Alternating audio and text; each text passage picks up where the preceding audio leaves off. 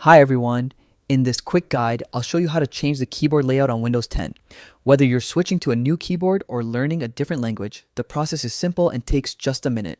Start by pressing the Windows key on your keyboard or click the Start button in the bottom left corner. In the search bar, type the word language. From the results, choose Language Settings. In the Language Settings window, scroll to the section called Preferred Languages. This is where you'll find your installed languages and their keyboard layouts. Click on the language you're using, then select Options. Under the keyboard section, you'll see the available layouts. You can add a new layout or remove the ones you don't need. For example, you might switch between US, UK, or international layouts. Once you've added or changed the layout, it takes effect right away.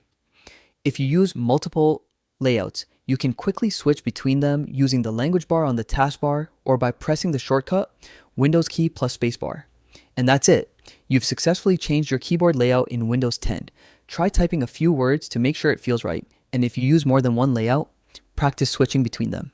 Thanks for watching, and I'll see you in the next tutorial.